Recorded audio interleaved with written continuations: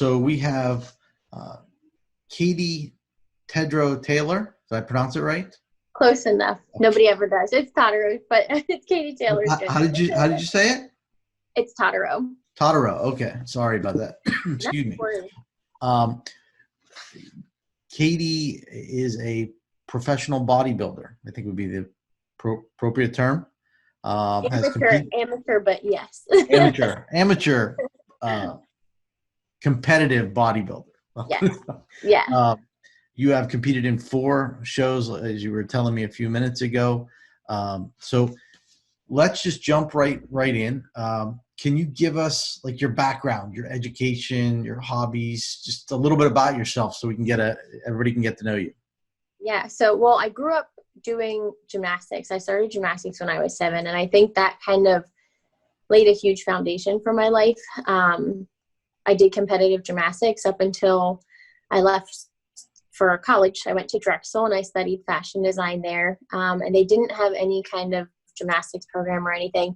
So that at that point, I got more serious about just going to the gym and training. I obviously, from doing gymnastics from the time I was 7, I had always been fit, and that kind of was never an issue for me. Never had to worry about that. So when I left freshman year and I didn't have gymnastics with me, I was kind of terrified, honestly, of gaining the freshman 15.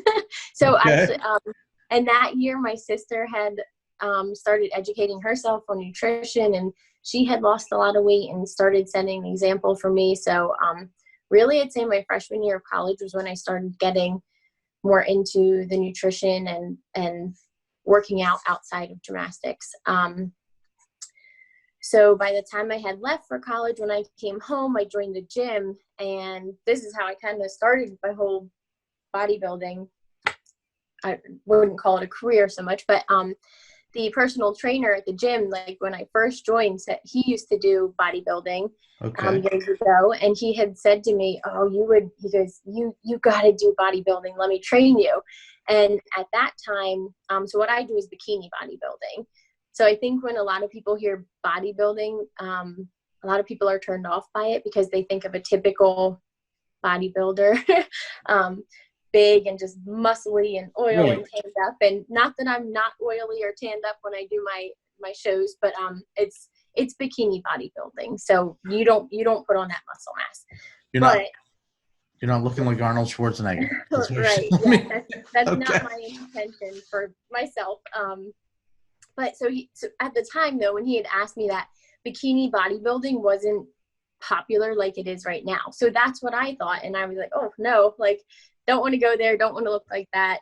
Don't want to wear one of those weird one pieces. No, thank you. So a couple years after that, a friend of mine had done a bikini show, and I watched her progress and then her show pictures, and I was just floored by it. And I said, man, like, I want to look like that. If she can do it, like, I want to try it. So I toyed with the idea for like a year before I committed and went to that trainer and said, okay, train me. And I just figured, okay, I'm going to try it. I thought there was no way that I could follow the diet. But I said, I'm going to try. I'm going to see this through. I'm going to get to this stage. If I like it, great. It's something I found that I like. And if I don't like it, I can at least say I tried. So that first show that I did was May of 2015, I think. And I've done 4 shows since then. So obviously liked it. Awesome. Well, how often are shows? Like a couple times a year, one time a year?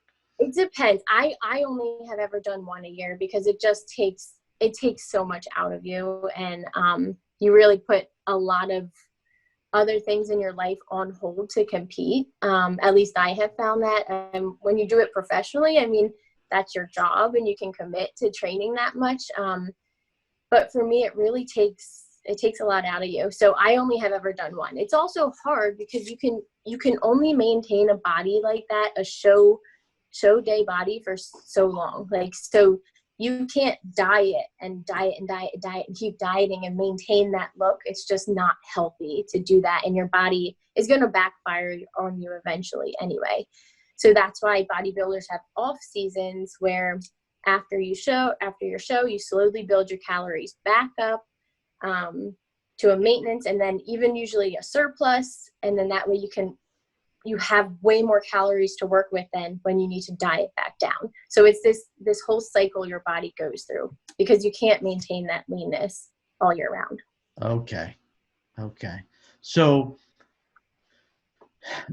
let's talk about like when you first got started, what was your biggest hurdle? Because the way I'm hearing it, your biggest hurdle seemed to be yourself at the beginning. What? Yes, in the beginning it was. But honestly, I tell everybody, every prep that I've done in some ways it's easier because you know more. So you kind of know how to Sure. deal with yourself and deal with your emotions. But for me, because of where I am in my personal life, every prep has gotten harder for me. So my first one, I kind of laugh at myself now when I look back and think how hard it was at the time, because at the time I was living at home, wasn't in a relationship. I was 2 minutes from the gym. I was 25 minutes from work. So I came home, I threw my Tupperware in the sink, ran to the gym. My mom washed my dishes and cooked my chicken for me. And, Nice. so it was easier. Every year that I've competed since then has been different. Like then I got married and I was living farther away from the gym. I was farther away from work. And it's just, and this year was by far my hardest prep. I have almost, 2-hour commute. So you're driving 2 hours a day, and then it's 25 minutes to the gym for me. So that's another, almost hour you're driving plus your training time. And but I'd also say one of the biggest hurdles when I was first starting out was everybody's stigma towards it and everybody kind of putting you down for it. I think a lot of people can be intimidated by you doing something like that and making such a radical change to your life. Because you do have to make a lot of changes socially sometimes. And again, you learn to deal with that in different ways the more you've done it. But that's definitely a hurdle, is dealing with other people's opinion about it at first. Well, and that's one of the things I really want to talk about, because we all have preconceived notions about things. But I always forget, and I'm going to say this right now. If you have a question, write it in the comments of the Facebook Live, because you'll see me glancing down and around. I got different screens on here that allow me to see the questions. If you like what we're talking about, give a thumbs up or a heart, because Facebook likes those and will show it to more people in the group. Even though it's a closed group, they will limit the way it goes out. So the more comments, the more thumbs up, the better off it is. So let's yeah, exactly. So let's take a step back. And you talked about the stigma that was attached to it. Like, what did you find? Like, what I mean, even now, I'll have people, just anybody, like just from family that doesn't really understand what you're doing, to coworkers, to anybody that just, it's, well, what are you eating that for? And, well, you're skinny enough. Don't get any more skinny. You don't need, why are you, that's skinny enough is what I hear the most. And I'm not doing this to get skinny. I'm doing this because it's a sport and I enjoy doing it. And I love show day. Show day is what it's all about. And that feeling and that rush you get on stage, that's what you're doing it for. I'm not doing it because I want to be skinny. If I wanted to do it, if I wanted to be skinny, I don't have to do a show to do that. But yeah, it's having people comment on that kind of stuff all the time. It does wear you down, and it's frustrating because sometimes, it can be out of jealousy, and some people just don't understand it, and that's fine. But you deal with it. It is what it is. I kind of have the motto, you do what you want, I'm going to do me, and that's it. I enjoy doing it. Leave me alone. And I see that a lot with clients, whether it be in our metabolic reset program or in a functional and lifestyle program. Yes. That all of a sudden people are saying, well, what are you doing? And you're not really doing, in our programs, extremes. You're doing what you should be doing on a daily basis with fruits and vegetables and proteins. But that idea, it goes back to a statement. I don't know if you're familiar with Jim Rohn. He's a motivational speaker, 60s and 70s, mostly older.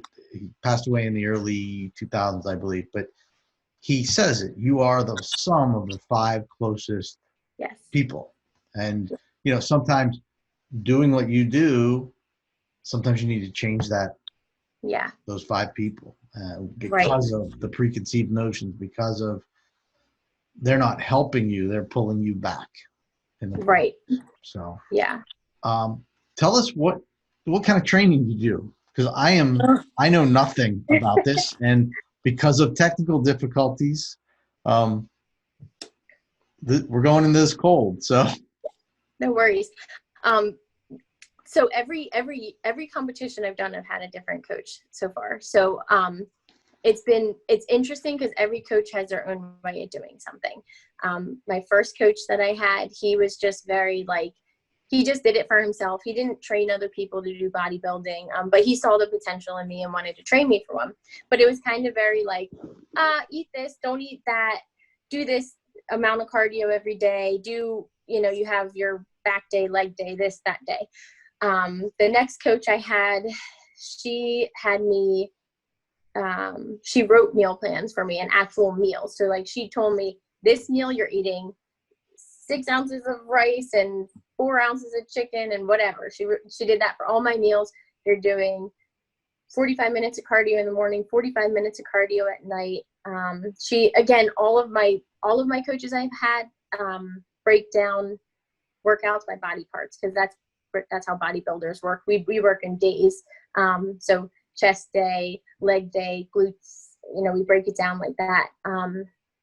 This last go round was interesting. What I liked that my coach did was, it wasn't so much about the time of cardio that we did, it was the amount of calories. So every day I had to burn 350 calories worth of from cardio, which halfway through kind of was nice, because I realized, okay, I have this hour lunch break and I'm not accomplishing anything. And to me, I felt like it was a waste of an hour of my day, mm-hmm. So I asked her, I'm like, hey, can I go on walks at lunch? Can that be part of my cardio? And she said, yes, as long as you get a certain amount of calories burned in that in your lunch break, that's Right. totally fine.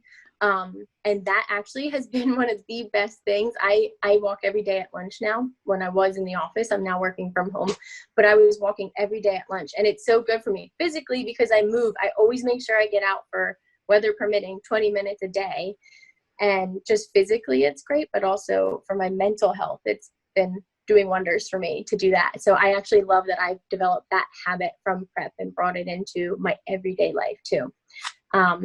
But training wise, this last go round, I really, really enjoyed working with my coach, because again, she broke everything down by days.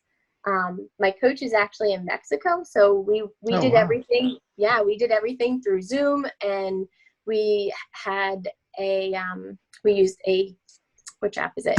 My Macros Plus, where she would check, she would check my meals, check that I'm hitting my numbers every day. And then we worked through True Coach app. So she would send me my workouts in that. I would have to video a certain exercise every day, send it to her. She would give me feedback on it. Nice. And I really enjoyed working with her, because she made sure through those videos and by me logging my workouts that I was pushing the weight every day, that I was exerting enough energy every day, doing that kind of thing. Yeah, did that kind of answer your question for training wise? I don't know what other. Yeah, I mean, so I think of, okay, a bodybuilder, you got to be in there. You're not working. You're doing that for your job. Yes, that's pretty much what it felt like. Competitions feel like a second full-time job. By the time I would go to the gym, anywhere, depending on my workout days, but my workouts would usually always take me an hour, and that's just for lifting. If I was lucky and it was a shorter workout, 45 minutes, but they were usually always an hour of lifting, and then however long it took me to do my cardio after, which was usually around 45 minutes. So I was dedicating a good amount of time. And then on top of that, something people don't realize that takes so much time too is posing. So you could work out and have the best physique, but if you don't know how to showcase that on stage, it doesn't matter. Someone who has not as great a physique as you could place better because they just showcase themselves better. So Sure. you always have to account for that too. You know, you want to spend 20 minutes, half hour posing every night, because the more you do it, the second nature it is. You don't have to think about it on stage. Your body just does it. When you start walking out, your body knows what to do.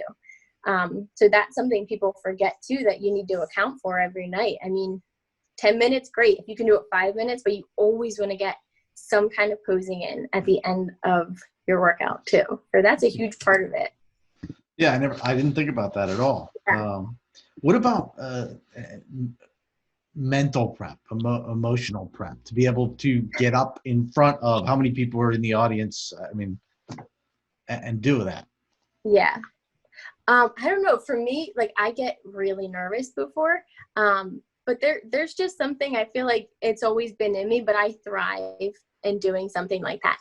You put me on a stage and I had to speak to somebody, I wouldn't be able to do it. I would be so nervous. I don't like doing that. But to do this and know that I've worked my butt off and I deserve to be up on that stage and showing people the hard work that I've done. I don't know. There's just something I love about being on the stage in that way. So while it is completely nerve-wracking, once you get out there, also the lights are so incredibly bright shining on you. You really can't see much besides the judges in front of you. And that's all you should be looking at anyway. You should be making eye contact with the judges. So yeah, once you're up there, the nerves kind of flow away and it goes so fast. It's kind of crazy for how long you train, the amount of time you're actually on stage. How long are you on stage? Like a minute. It seems Okay. like yeah, it depends. Like, you go out, you do a routine, and it's less. You are on in front of the judges for probably less than a minute. You can be on stage longer depending if they do like comparison rounds and stuff. So if they usually call out like top 5 or so, and they'll have you, turn to the front, turn to the side, walk forward, walk back. But if you don't get called out in those top 5, you're kind of just standing in the background, not really doing anything. So yeah, so it's kind of crazy the amount of work you do to be on the stage for such a little amount of time. But to go back to your question about the mental aspect of it, it's incredibly taxing. This is why I say too that you need to get a good coach, because if you leave it up to yourself to coach yourself, it's you nitpick every single thing, and a coach is going to do that, but they're going to do that in a very like calculated way and a very objective way. But when you look at yourself, you're just going to see everything wrong. And, oh, I'm not big enough. I'm not lean enough. I'm not this. You're going to want to add more cardio. You're going to work out longer, and you're just going to burn yourself out. Whereas a coach can make smart decisions for you. Aside from yourself, say it's kind of taxing on your family. I mean, you could ask my husband, how he feels about when I compete. At first it's great, but by the end he's like, okay, I'm ready for this to be over too, because we're all both kind of wore out from it, Right. Does he work out with you, or? No, it's like I said, it's a full-time job. And also, when I was competing last year, I was training from May to December. So he actually races on the weekends. He races 410 sprint cars, and that's every Saturday. So, during the week, he's maintaining his car, and he has to be there for that. And not only that, I mean, we have a dog. So thankfully, I'm so incredibly thankful for him that he was able to make sure he was home every day to take care of the dog, so that I could just go from work and go right to the gym. From pretty much May to December, I didn't get home till probably 7:30 to 8:30 every night, and I'm out of my house by 6:30 in the morning. So thankful to him that he was able to commit to being home every day and taking care of our dog and doing all the stuff like that, so that I could do something like this. Now, how many competitors are usually at one of these events? Or let's say, just use your last one as an example. I don't know the exact number, but they actually said this competition was the biggest competition they've had. It was bigger than their Worlds competition, which is in the summer, and Worlds is like the best of the best all coming together, and it is an incredibly huge show. It's an international show, but they said there were more competitors at this last one than that, and I wish I knew. I'll have to ask somebody, because I honestly don't know the number. But the competitions that I do now are definitely female dominated. Before, the other 3 competitions that I did, they were under this committee called the MPC. And that is a lot more bodybuilder driven on the male side. Whereas this that I did now, it's called the WBFF, very female driven competition. So there was a lot of competition, but well, that's good. That's good. Yeah. So if like for you know, I understand the physical preparation part of it, but the confidence building part, like it's easy for you, but if it was like, if you were coaching somebody, what would you do for that aspect to try to get them ready to stand up in front of all those lights and those people? Well, I think that's hard to say. You definitely have to be strong-willed to do this. Doing a bodybuilding competition is not for the faint of heart. And honestly, getting up on stage is the easiest part. And you kind of know you're going to do that in the long run. Like, that's obviously the goal of doing a bodybuilding show. So I feel like a lot of people maybe wouldn't want to put themselves in that position if they don't want to be on stage. But part of it goes back to your posing.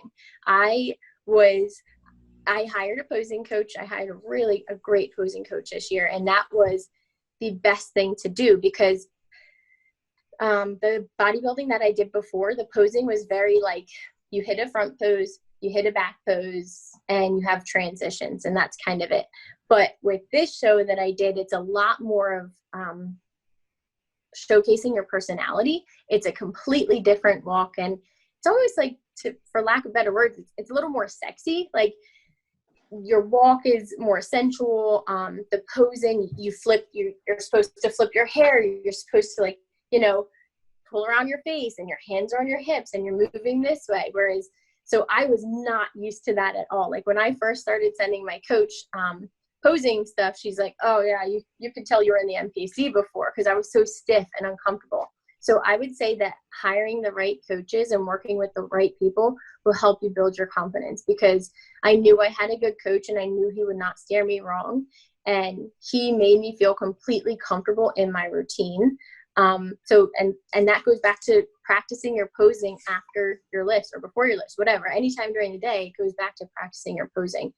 Because if you're confident in what your routine is, you just go out there and you do what you know. But if you're not practicing your posing routine, and you're not practicing, you know, you're not feeling good even by yourself working in a mirror, or eventually you work without a mirror so that you're used to not seeing yourself. I would have to say that that's probably the biggest thing, is to work on your posing to make yourself feel confident in yourself and what you're able to do. And then it goes down to following your diet. If you're following your diet that your coach is giving you, and they're telling you you're on track, trust me, I know, you know, trust the process, just do it. Just do what they're telling you to do. They're not going to steer you wrong.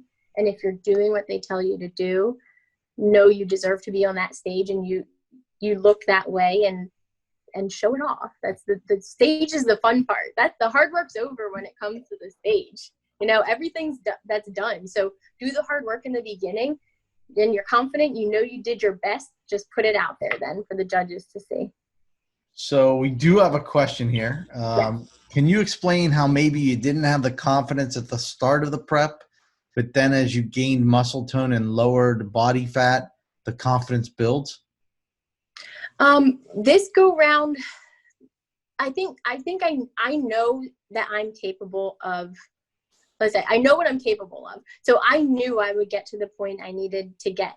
But seeing the little changes from start to finish, that's the little stuff that keeps you excited and keeps you wanting to diet and doing the cardio and following the routines. It also is fun because over doing competitions over the years, you obviously work really hard in your off season to build muscle. So the fun part is knowing, well, ooh, I want to see what I did in that off season and how my body changed. So just, it kind of is a confidence. You kind of have to have the confidence all year, because if you put in the work in the off season, you know, going into your prep, I did the work. Now it's time to shed it and show. But for the posing, that was a huge thing for me this year. And I actually was just talking to one of my teammates about that not too long ago, that doing the posing actually made me feel just the way the posing is for that made me feel more confident and sexy. The way like you're working so hard and you look phenomenal at this stage, and being able to showcase yourself like that is fun. And like you play music and you have fun with it and you have heels on. So you learn to just feel better about yourself through doing that, and learning your routine, and taking videos of yourself helps to see the progress and compare photos. That's part of what my coach did too. You know, you have to send comparison photos, and they really show you how you're coming along and progressing. So, well, the second part of that question is, and why is that so important, not just in sports, but in every day? Confidence. I'm going by your husband named Ryan. Yeah. Thank you, Ryan, for the questions. So, well, I'm sorry, can you repeat that? So why is it so how's that come into play? Why is it not just important when you're prepping, and not just in sports, but how has it come into your everyday life? I'd say I definitely had a lack of confidence before. So just learning to know that bodybuilding in general has done wonders for me in my life. It not only has made my body physically strong, but I have shown myself that I'm capable of so much more than I thought I was. And that, like he said, carries over into so many other aspects, because you just learn that you're capable of more. And I'm mentally tough because of what I've put myself through. I know that when I decide to commit to something, I commit 100%, and I'm going to do it. And I do that in all areas of my life. And bodybuilding and pushing myself and pushing my limits has helped me learn that. Awesome. So what's your biggest takeaway from this experience? From competing in general? Yep. What would be my biggest takeaway? I think kind of what I just touched on is that, like, my first thing when I first started competing, I said, oh, I don't think I can eat like that. Whatever. I don't know if it's for me. I'm going to try. But just seeing, and it's kind of cool that people say, oh, I don't know how you do that. Like, I love being able to say that I can do something that many people can't do and can't commit to. This has shown myself what I'm capable of through commitment. Good. Awesome. So if somebody out there, man or woman, is thinking about doing this, what would be your piece of advice for the physical side and the mental prep side? Well, know what you're getting yourself into. First of all, it's going to be hard. You're going to be hungry. You're not going to have time for other things. So just be ready for that. But I'd say one of my biggest piece of advice I can give somebody is to hire a good coach. And don't just hire anybody off Instagram.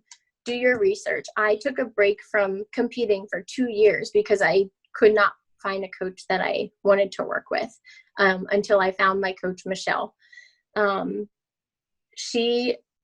Her and her husband, I mean, she directly was my coach, but she works with her husband. They own a gym down in Mexico, and they give so much to their athletes.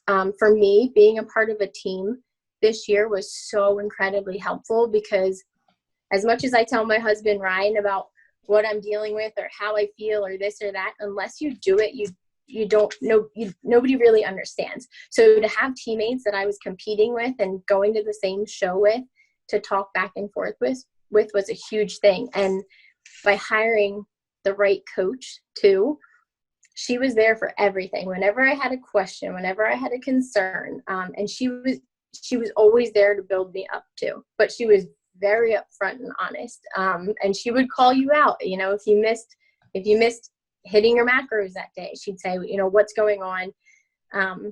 So there's many ways you can cut costs in a show, but don't do that on a coach. You want to spend money on a good coach and make sure it's someone you trust. Make sure it's someone whose principles align with yours. And I think that would probably be my biggest piece of advice to somebody who's going into a competition. Awesome. Now you said something, you said it before, and I wanted to go back to it. You said part of a team this time. Yeah. Yes. Like, explain that, because I thought it was all individual. It is, but they're very, my last coach was very team oriented.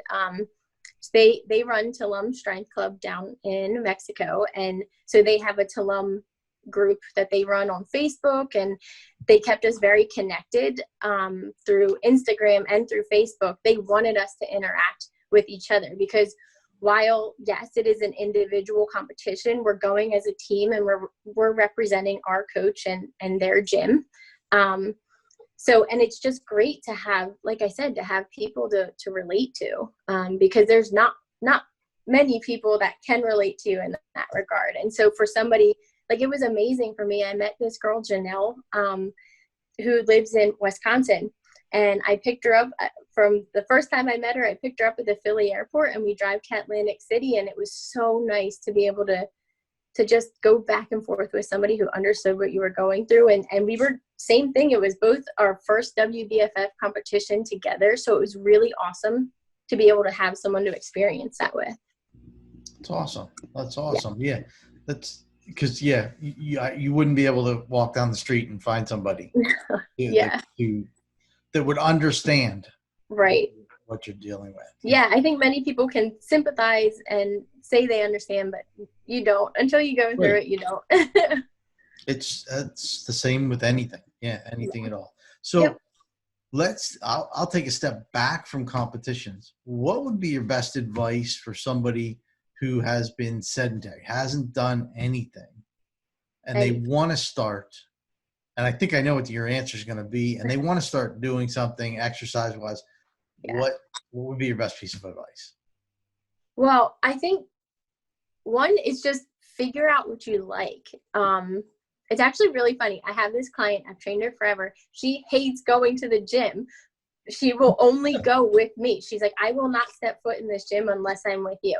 So she knows she needs a trainer. She needs the accountability. And I always tell her, I don't care if you stop paying me. Don't come if you don't want to come. Find something you love and be consistent with it. So for her, that's walking. So she walks every morning. Now for me, I'm an avid gym goer. I love the gym. I have a great home gym downstairs in my basement. I'm utilizing it now because I have to, but I hate working out at home. So that's one thing I can tell people is find what you love and do that, because it's whatever you're going to do that you can do consistently, because that's the biggest thing with exercise. It doesn't matter if you work out 2 hours one day and then you don't do it until next week, another 2 hours. No, do 20 minutes every day of whatever it is you love. Awesome. And you did say it, but not right out, getting somebody to help you with the process. Yeah. Yeah. It's actually funny. I've been a little unmotivated, and that client said, hey, I have dumbbells at home. Let's do it. Let's do a virtual. Will you work out with me? I said, absolutely, I will. And today that got me out of bed. I was like, oh, I could really sleep in, but I knew I committed to her. So I got up and I did my workout this morning. Awesome. That's awesome. Having accountability is huge. Always. And that's, everything we do in our office is accountability. And people are sometimes like, wait, you answered my chat at 10:30 at night. Yes. I was up. I might as well answer it rather than wait till the next day. So that's awesome. I learned a ton of information, and I'm sure everybody else did as well. Is there anything I missed in asking you, or something that needs? Yes, I know a lot of your group is primarily women. So I feel like, this is a great tip for anybody, but I especially want to touch towards women. Don't be afraid to go to the weight room. I think bodybuilding.com is an amazing resource. read through that, find routines, even just try some exercise at home so you get comfortable, but do not be afraid to go to the weight room. And when you get there, this is my number one tip for when people first start working out. You always, to start, want to try to stay in like an 8 to 12 rep range. So 8 reps of an exercise, 8 bicep curls, 12. If you can't do 8 with proper form, drop the weight down and go for 8 to 12 again. If you can do 12 and you're like, oh, that was easy, I could keep doing these, bump the weight up and try to stay in that range. But you always, no matter what you want to do, maintain good form. I think a lot of times when people start working out, they don't push themselves hard enough. And that's a lesson I learned the hard way. It takes, so push yourself. You don't need to be completely out of breath and super sore the next day to have a good workout, but you do need to push your muscles. You want to be taxed, but not exhausted. And my other tip that I also learned the hard way is to follow a routine.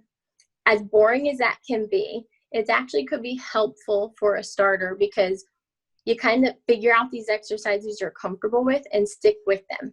Every week, you want to add some kind of progressive overload. So say you did 8 bicep curls at 10 pounds, week 1. Your next workout, your next week that you do that, try doing 10 at 10 pounds or do 8 reps at 12 pounds. But you want to keep doing similar exercises so that you can track your progress and up your weights or up your progression in some way. Don't just go into the gym and willy-nilly do everything and anything. Try to find a routine that you like and stick with it and work on your progressive overload. Awesome. Katie, this was great advice, great insight on an area that I just, like you mentioned, not a lot of us are going to know a lot about or maybe anything about. But you have your own Facebook page that's Katie Taylor Fitness, I think is what it's called. I do. Yes. So I will get the link for that and post it with these. We're going to drop some videos in that I've seen on your page here to help people get an idea of working out.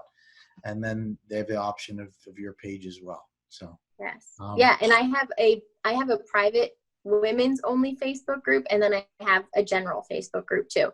Okay. So you can ask to join the women's private one and also follow my regular one too. Awesome. We'll put both in the links. Perfect. Thank you very much for your time. I really appreciate it. Thank you so much for having me. No, it was great. It was very enlightening. Good.